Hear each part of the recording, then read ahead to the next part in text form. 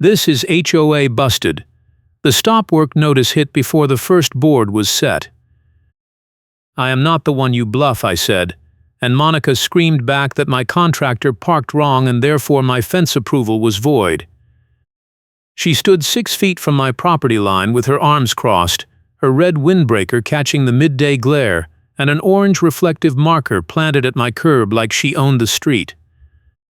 My contractor was still unloading fence posts from his truck, the bed half open, one wheel maybe 6 inches over the painted curb line.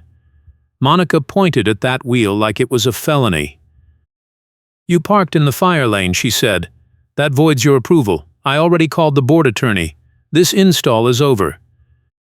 I live in Bend, Oregon, in a community called Copper Canyon Estates, and the HOA is officially named the Copper Canyon Estates Fence Compliance Association, which tells you everything you need to know. I work as a customer service supervisor, and I record every call legally, so I know how to document a threat. Monica Harris is the communications director, which means she controls the email blasts, the neighborhood group chat, and every public meeting agenda.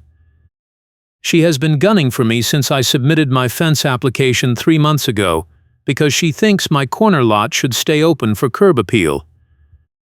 My contractor, a guy named Ray who has been doing fences in Bend for 20 years, looked at Monica and then looked at me. He said, "I am not in a fire lane. I am at the curb. If you want me to move, I will move, but we already mixed the concrete for the posts, and if we do not set them now, it is wasted." Monica smiled. "That is your problem. You do not build to my standard, you pay to my standard." I heard her say that line before, the first time I showed up to a compliance hearing to ask about setback rules. She loves it. She repeated it twice during my approval hearing, and the board still voted 4-1 to approve my fence because I followed every rule in the covenant. She pulled out her phone and started taking photos of the truck. I said, "What are you doing?" "Documenting the violation," she said. "This is going in the file. The board will hear about this tonight." I had a family reunion scheduled for the following weekend. My parents were flying in, my sister was driving from Portland, and I promised them we would have the backyard finished. That was my deadline, and Monica knew it. She brought it up at the hearing, said I was rushing the project to avoid winter weather, said I should wait until spring so the board could review the contractor credentials again. The board ignored her. Ray started wheeling a bag of concrete mix toward the post holes. Monica stepped in front of him. "Excuse me," she said. "You are not authorized to continue." Ray stopped. He looked at me. I nodded. I said, "Monica, the approval is signed. The permit is filed with the county. The contractor is licensed. You do not have authority to stop this." She said, "I can fine you daily until you give up and you cry." That was the second time she said something like that. The first time was in the group chat, when another neighbor asked about adding a garden shed. Monica replied that she would bury them in paperwork until they gave up.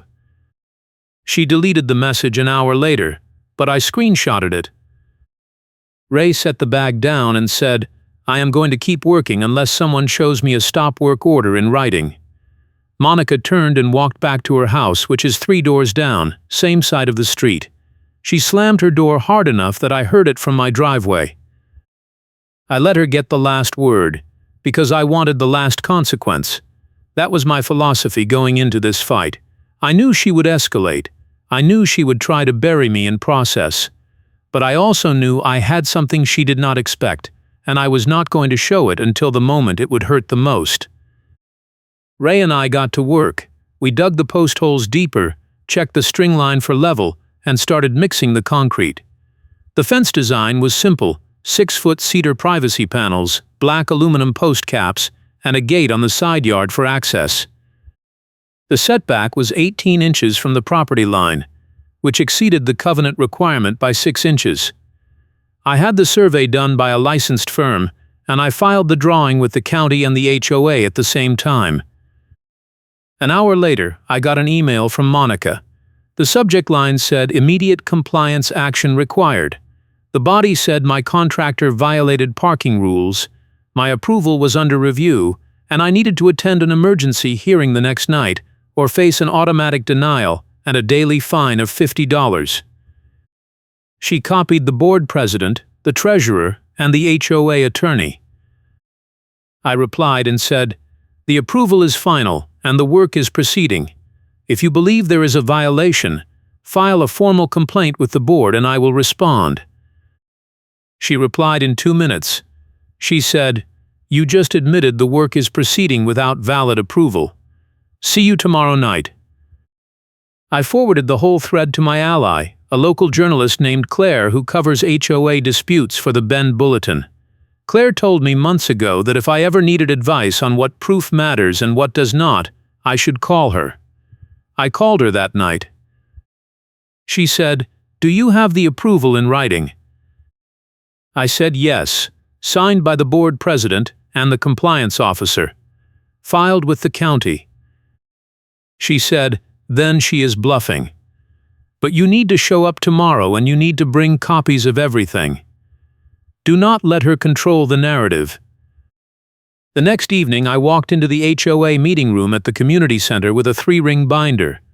Inside were the signed approval, the survey, the contractor license, the county permit, the email thread, and a printed copy of the covenant section on parking enforcement. I also had my phone recording audio in my pocket, which is legal in Oregon as long as one party consents. Monica was already at the front table with the board president, a retired dentist named Ed who usually defers to Monica on compliance issues. She saw me walk in and smiled. She said, "Glad you could make it." I sat in the front row. There were maybe a dozen other residents in the room, most of them there for other agenda items. A mail carrier I recognized from my block was sitting in the back. He had tried to deliver a package the day before and had to navigate around tools and posts near the curb. He looked annoyed. Ed called the meeting to order. He said, "We have an emergency item tonight regarding a fence installation at Lot 47. Monica, can you summarize the issue?" Monica stood up. She said, "The homeowner at Lot 47 began a fence installation yesterday without valid approval.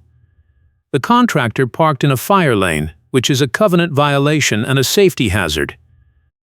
The board approved the fence design, but the approval was contingent on compliance with all parking and staging rules. The homeowner failed to comply, so the approval is void." I raised my hand. Ed said, "You will have a chance to respond." Monica continued. She said, "I have photos showing the contractor truck parked over the curb line. I also have an email from the homeowner admitting that work is proceeding. The board needs to issue a stop work order and require a new approval hearing." Ed said, "Do you have the photos?" Monica pulled them up on her phone and connected to the projector. The first photo showed Ray's truck from an angle that made it look like the whole vehicle was blocking the curb. The second photo was taken from inches away, zoomed in on the tire, making the overlap look worse than it was.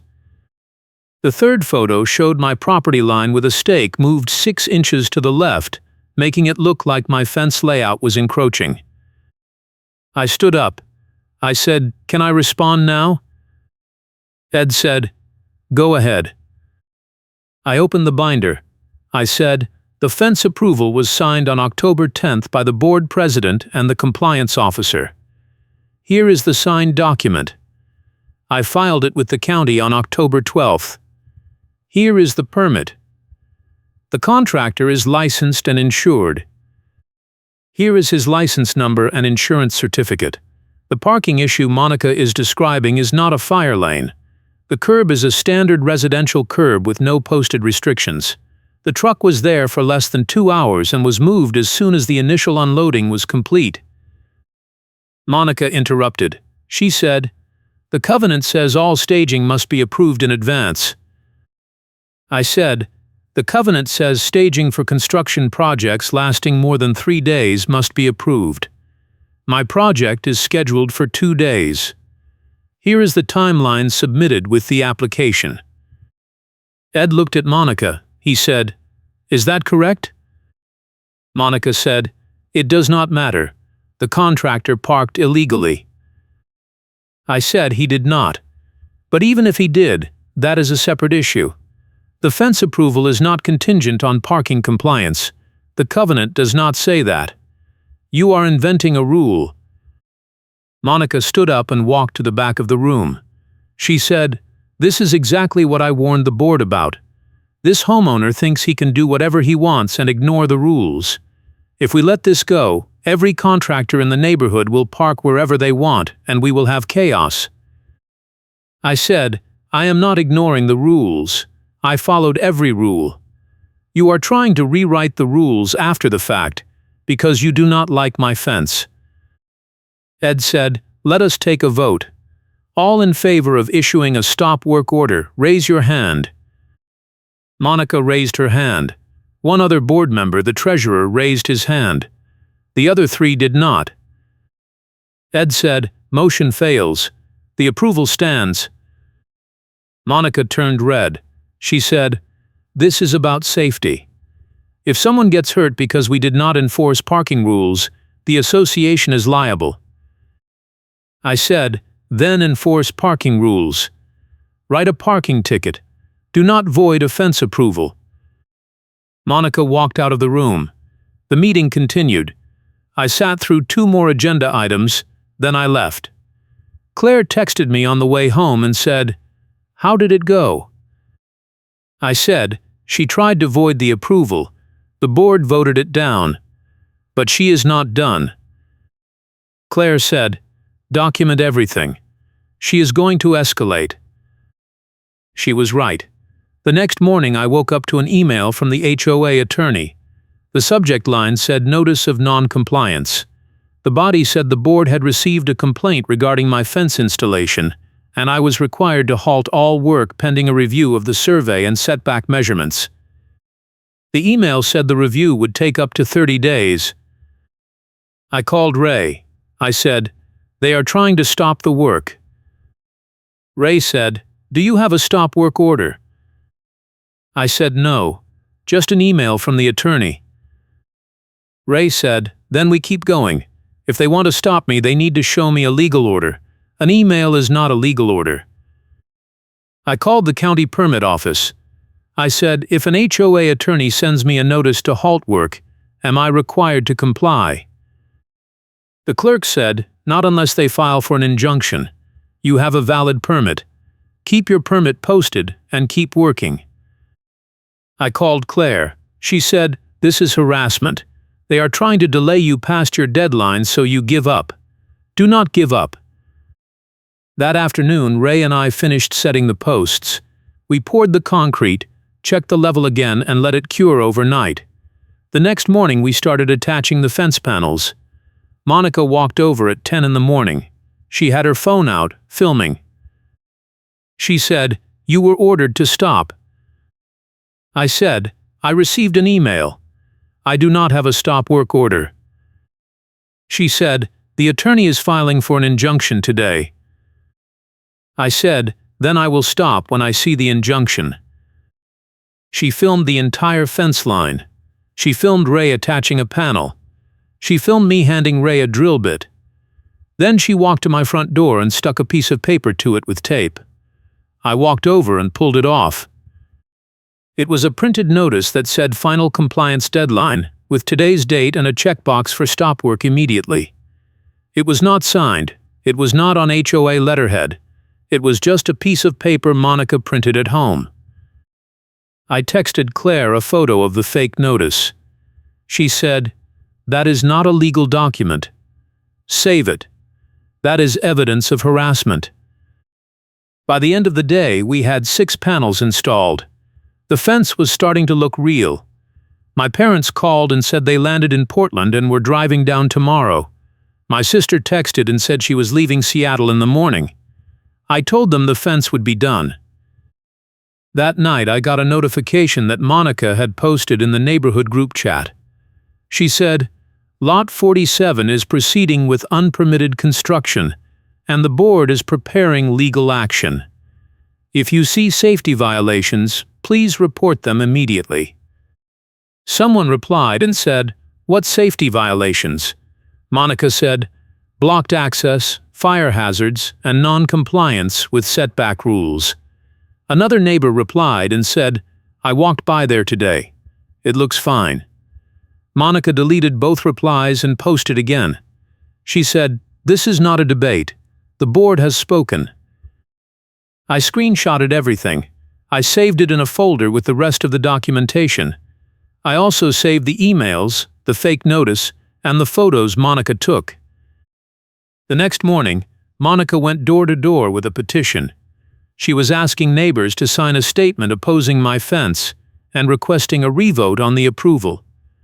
I watched from my window as she knocked on 6 houses. 4 people did not answer. One person opened the door, listened for 10 seconds, and closed it. The last house was my next-door neighbor, a retired teacher named Helen who has lived here for 15 years. Helen opened the door. Monica started her pitch. I could hear her from my driveway. She said, "The homeowner at Lot 47 is violating the covenant, and the board needs your support to enforce the rules." Helen said, "I saw the fence. It looks nice. He followed the rules." Monica said, "He did not. He is encroaching on the setback and his contractor blocked the street." Helen said, "That is not true. I was here when they started. The contractor was parked legally and the setback is fine. I have the survey on file because we share a property line." Monica said, "The survey is wrong." Helen said, "No, it is not, and I am not signing your petition." Monica said, "You are making a mistake. This sets a precedent." Helen said, "The only precedent I see is you harassing a homeowner who followed the rules. Have a good day." Helen closed the door. Monica stood on the porch for 5 seconds, then walked back to the street. I stepped outside. Monica saw me and walked over. She said, "You turned the neighbors against me." I said, "I did not say a word to Helen. She made up her own mind." Monica said, "The board is filing a lawsuit. You will be in court by the end of the month." I said, "For what?" She said, "Breach of covenant, non-compliance, and construction without proper authorization." I said, "I have proper authorization. You signed off on it." She said, "I did not sign anything. Ed signed it." I said, "You were the compliance officer. You reviewed the application. Your signature is on the approval."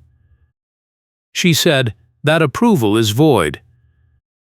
I said, "No, it is not." She walked away. 10 minutes later, I got a text from Claire. She said, "Monica just filed in small claims court.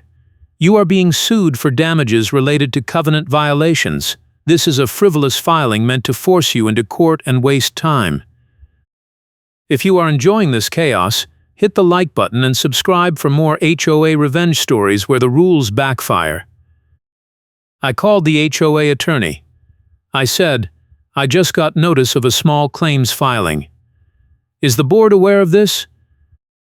The attorney said, "I advised against it. Monica filed it personally. The board is not a party to the suit." I said, "So this is Monica acting on her own?" The attorney said, "Correct. And between you and me, she is exposing herself to a countersuit if you can prove harassment." I said, "I can prove harassment." The attorney said, "Then I suggest you show up to court with your evidence." I hung up and called Claire. I said, "Monica filed the suit personally. The board did not authorize it." Claire said, "That is good for you. It means she is acting outside her authority.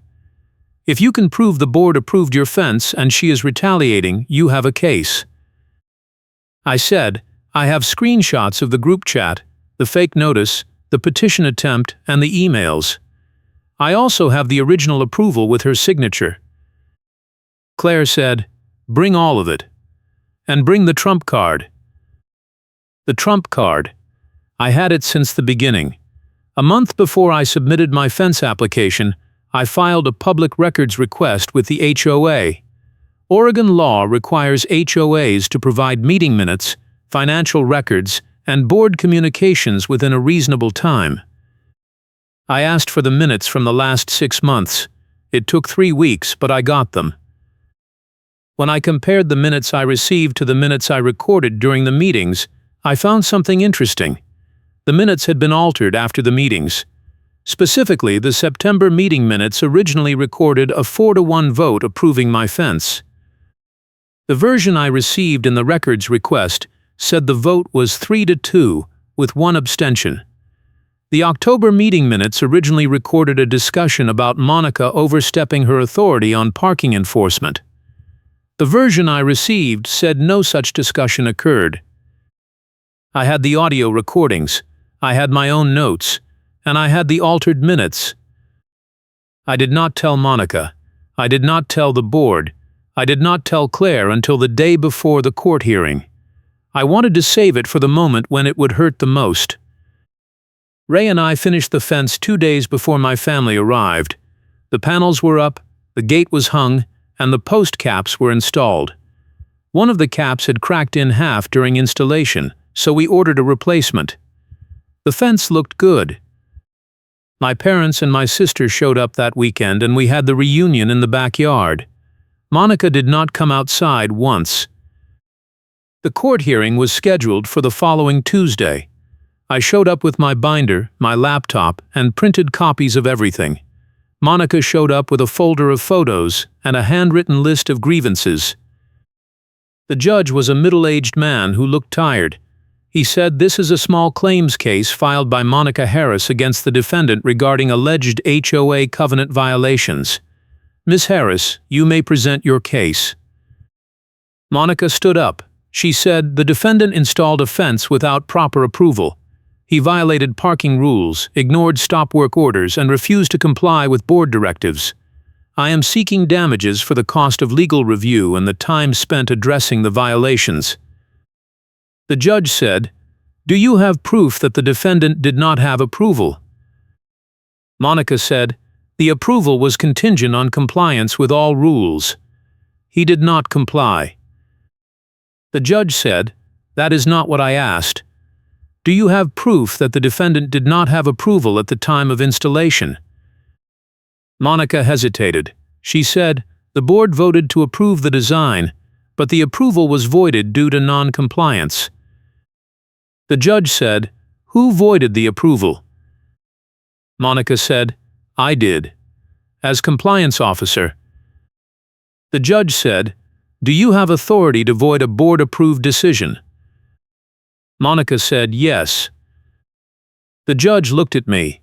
He said, "Do you have the original approval?" I said, "Yes. Here it is." I handed the judge a copy. He reviewed it for 30 seconds. He said, "This is signed by the board president and the compliance officer. It is dated October 10th. Ms. Harris, your signature is on this document." Monica said, "That does not mean the approval is final." The judge said, "Yes, it does. Unless you have a board resolution voiding the approval, this is a valid approval. Do you have such a resolution?" Monica said, "The board discussed it." The judge said, "Do you have a resolution?" Monica said, "No." The judge said, "Then the approval stands. What is your claim for damages?" Monica said, "The defendant ignored my stop work orders." The judge said, "Did you issue a stop work order?" Monica said, "Yes." The judge said, "Do you have a copy?" Monica pulled out the fake notice. The judge looked at it. He said, "This is not a stop work order. This is a piece of paper with no signature and no legal authority. Did you file for an injunction?" Monica said, "The attorney was supposed to file." The judge said, "Did the attorney file?" Monica said, "I do not know." The judge looked at me. He said, "Did you receive an injunction?" I said no. The judge said, "Miss Harris, this case is dismissed. You have no basis for damages. The defendant had valid approval, no stop work order was issued, and you have not demonstrated any actual harm." Monica said, "This is not fair."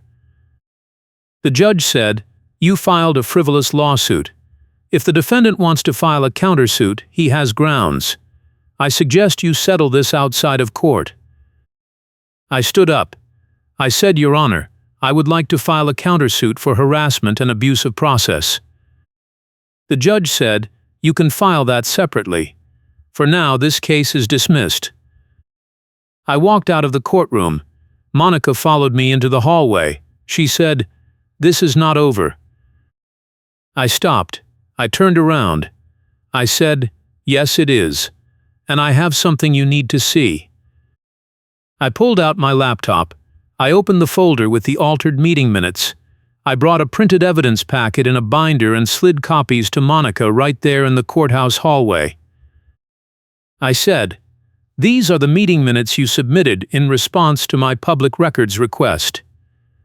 These are the audio recordings I made during the same meetings. The minutes were altered after the meetings to change votes and remove discussions. That is a violation of Oregon open meeting laws." Monica went pale. She said, "That is not true." I said, "It is true. I have the audio. I have my notes. I have the original minutes. And I am filing a complaint with the state." Monica said, "You cannot prove I altered them." I said, "I do not have to. The state will investigate. And when they do, they will find out who had access to the minutes after the meetings. That is you." Monica grabbed the papers and walked away. She did not say anything else. 2 days later, I got an email from the HOA attorney. The subject line said settlement proposal. The body said the board had reviewed the situation and wanted to resolve the matter without further litigation. The settlement terms were full refund of all HOA fees related to the fence approval process, a written acknowledgement that my fence complied with all covenant rules, a no-contact directive prohibiting Monica from communicating with me about compliance issues, and a written ban on retaliatory enforcement. Why? The penalties for violations. I called Claire. I said, "They want to settle." Claire said, "Take it. You won." I said, "What about Monica?" Claire said, "The settlement includes the no-contact order. If she violates it, you can sue her personally. And the state is still going to investigate the minutes issue." I signed the settlement. The board issued a formal letter confirming that my fence was approved and compliant. Monica was required to send me a written retraction of all her claims. The retraction arrived a week later. It was 2 sentences. It said, "I acknowledge that the fence installation at Lot 47 complied with all HOA rules and my objections were not substantiated. I retract all prior claims of non-compliance." The state opened an investigation into the altered meeting minutes. I received a letter confirming that the investigation was underway and I would be contacted if they needed additional information. Claire told me that if the state found evidence of intentional alteration, the HOA could face fines and Monica could be removed from the board. 3 weeks later, the insurer for the HOA sent an email to the board. It said the association needed to stop any enforcement actions that lacked proper documentation and legal basis, because the insurer would not cover liability for harassment claims. The email specifically mentioned my case as an example of enforcement overreach. The HOA attorney forwarded me a copy. He wrote, "This should prevent any future issues." The funny thing is, Monica said it was about safety and the insurer email said stop. She spent months trying to bury me in process, and the consequence was that the HOA attorney forced a reversal to reduce liability. The board quietly revised the compliance procedures and added a requirement that all stop work orders had to be approved by the attorney before being issued. Monica was still on the board, but her authority as compliance officer was transferred to a committee. I ran into Monica at the hardware store 2 months later. She was in the parking lot loading mulch into her car. My contractor Ray was with me. We were picking up supplies for a deck project. Monica saw me and turned away. Ray said, "Is that her?" I said, "Yes."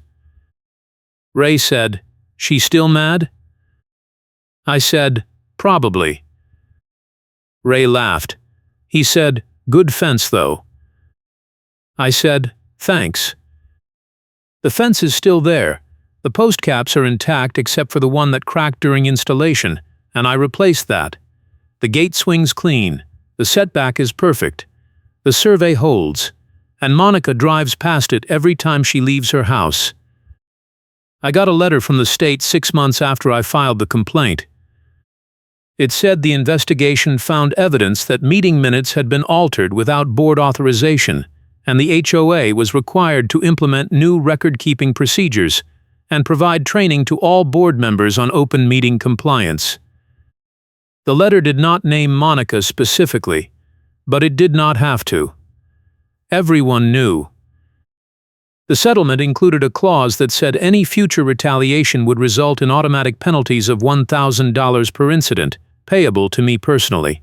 I have not had to use it. Monica stopped attending board meetings 3 months after the settlement. She resigned from the board entirely 6 months later.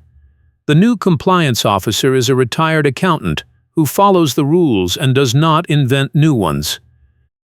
My family came back for Thanksgiving. We had dinner in the backyard. My sister said, "The fence looks great." I said, "Thanks." My dad said, "Did the HOA ever apologize?" I said, "No, but they paid me back, and that is better." Helen, my next-door neighbor, told me last month that Monica is trying to sell her house. She listed it in January, and it is still on the market. Helen said Monica is asking too much and buyers are not interested. I did not say anything, but I thought about the orange reflective marker she planted at my curb, and the fake notice she taped to my door, and the petition she tried to push on the neighbors.